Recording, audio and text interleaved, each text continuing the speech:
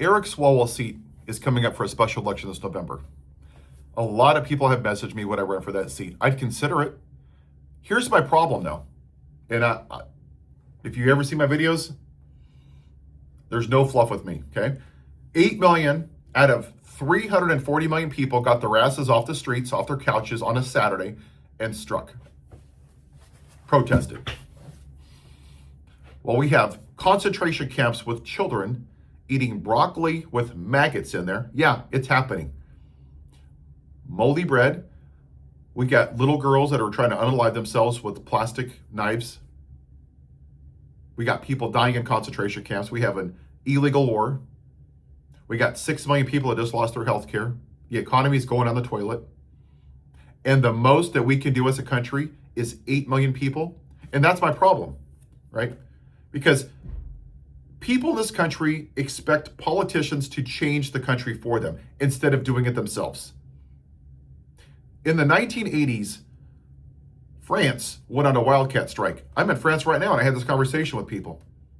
22% of their population went on strike for 3 weeks. Started with college students. And then union workers, against the will of their unions, went on strike.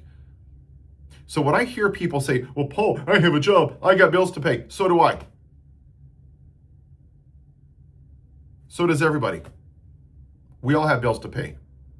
Diapers to buy, insurance to pay, gas to pay. The people in France that went on strike for 3 weeks, you don't think that they had bills to pay? Do you think they had a money tree? They were willing to sacrifice. They know how to protest. They know how to fight. Even last week, they were protesting here at the Arch, the Triomphe, because they wanted change. They know how to sacrifice. And Americans aren't willing to sacrifice for somebody else. And that's really, on this trip, the one thing when I've talked to so many people, it's that apathy. Americans say they're the greatest, but they're not willing to do anything for somebody else. And that's the reason I may not run. 40,000 people die from gun violence every year. 40,000. That's basically Greenland's population, pretty close. What do? Nothing. 14 million kids go to school hungry. Nothing. 2/3 live paycheck to paycheck. Nothing. Kids in concentration camps. Nothing. But Paul, run for Congress. You don't want change. You want to live off of breadcrumbs. We as a country overall are not willing to sacrifice for somebody else. Whether you like it or not, that's the case. And even if I ran, how's that going to change? Jeffries and Newsom are going to pump millions of dollars into that seat. They're going to bring in APAC money. Because Democrats don't want to say what I'm about to say. Benjamin Netanyahu should be buried under prison and left to rot there and spend eternity with Jeffrey Epstein because he is a murderer. He is murdering innocent people in Gaza. It is a genocide. See? Not hard, Democrats. Oh, but you're getting money from AIPAC. Money, money, money, money, money. So you're funding a genocide because you got money. And that's what I would be going up against. You got that, and you got the apathy of American people that don't actually want to do something. You expect the politicians to fix it for you, and they're not. Tell me how I'm going to make a change in this country by running for Swalwell seat. And I mean this, I'm not a nihilist, I'm a realist. I always say this. Martin Luther King said that a true leader is not a searcher of consensus, they're a molder of consensus. I'm trying to be a molder of consensus. I'm telling you what you need to hear. Politicians tell you what you want to hear because they want your money. They want your vote. That's not leadership. This is why we have Hakeem Jeffries, because he's a pathetic joke. He's a coward. The working class, the middle class, the working class. Hey, everybody, talk about affordability because I found somebody on eBay, a consultant, that told me to say affordability because Americans are stupid. Affordability. It's bullshit.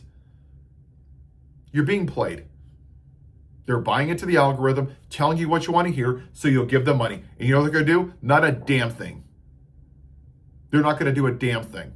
What did they do when they had the majority under Biden?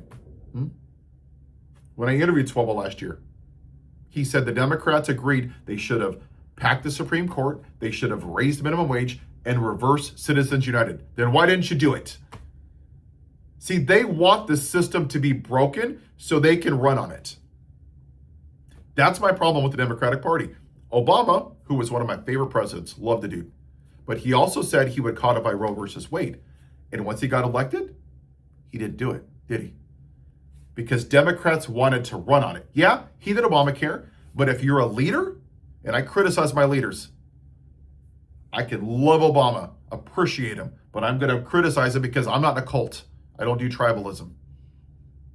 He should have codified it. So in some aspect, the Democrats are responsible for being taken over. Whether you like it or not, that's a fact. Facts don't care about your damn feelings. That's not what leadership is. I didn't start this channel to kiss people's asses. These are the conversations you got to have if you're going to make change.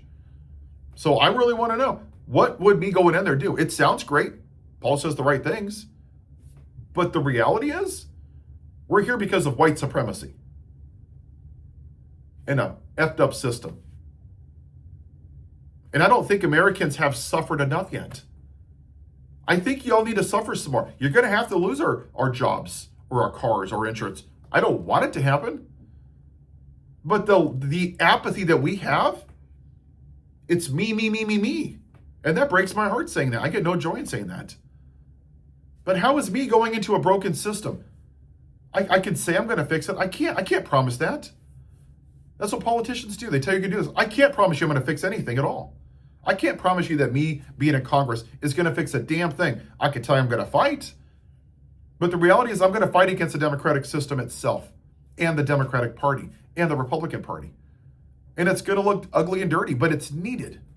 But I don't think people want that. They just want someone to go along and people to maintain the status quo. Tell me that I'm wrong. I'm just being honest. Every politician you hear, almost exclusively, tells you what you want to hear. And I ain't here for that. I want actual change, which is why I started this channel. Tell me in the comments then. I don't mean to be a rage baiter. Honestly, I'm going to read as many as I can. I'm on vacation, but when I get back later, I'm going to do my best to read as many as I can.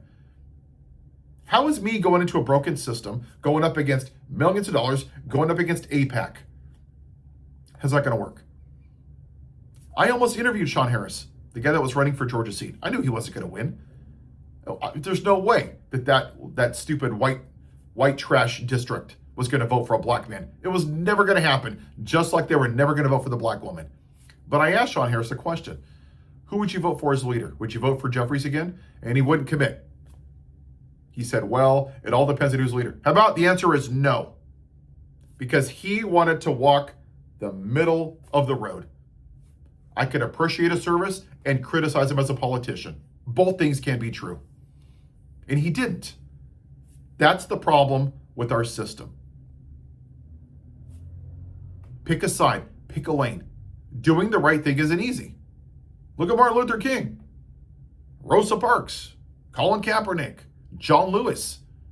Doing the right thing isn't easy. It's still the right thing. But I don't think enough people want change yet. I think people still want to bitch and moan about the system instead of actually fixing it. Back in the 80s, the French went on strike for 3 weeks. 3 weeks against the will of the unions. You don't think they had bills to pay? You don't think they had to buy food and pay for their rent and health insurance? Damn right they did. But they had empathy for their fellow Americans. They did what was best for the better good of society. And every person in France that I've talked to has said the same thing. For the French know how to fight. Americans don't. They want to bitch and moan about the people that they voted for. Go watch the clip from Vias for Vendetta when he's in the TV station. Don't blame the politicians. Blame yourself for sitting silently and not fixing the system. Blame yourself for only 8 million people out of 340 million people. Sorry, it was a white participation trophy. If you don't like it, too bad. That's the reality. 8 million out of 340 million ain't shit. It ain't. And if you think with their May 1st protests that they're going to have a general strike for one day, if you think people are going to not go to work, you're sadly mistaken. Sadly mistaken. I'm sorry to break it to you. I'm a realist. It ain't going to happen. It's just not. Because Americans haven't suffered enough. Once America suffers a little more, Maybe they'll care then. But that's the reality. That's the kind of person I'm going to run as if I did run. I keep it 100%. I don't kiss anyone's ass. I want people to have a living wage. I want your kids to have a good future. I don't give a shit about what's a man and what's a woman and 10 transgender. I care about kids going to school and worried about getting shot. I care about people deciding between paying the rent and paying their health insurance. I care about people retiring and not working until they're dead. That's what I care about. Left, right, middle, whatever. I will never be a Republican again because it's a woman's right to choose, period. If you don't like it, fuck off. But don't call yourself pro-life if you don't give a shit about life once it's born, because you don't. You don't care if it's shot. You don't care if it starves to death. You don't care if it dies from health insurance. You don't care if it dies from the environment. You don't care if it can afford to retire. You don't give a shit about it at all. So screw off Republicans. You don't care about life. You just want to control the white male patriarchy. And that's what we have to address. That is why we're here. And I don't know if I can do that and be as changing if I was a politician versus if I'm a citizen. I'll read as many comments as I can. I'm sorry. I can't read them all, but I'm on vacation. But I would run, but I don't think that me running is going to change the system itself. And I don't think that the people want actual change. I really don't. I'm sorry. I don't. I think we're happy with breadcrumbs.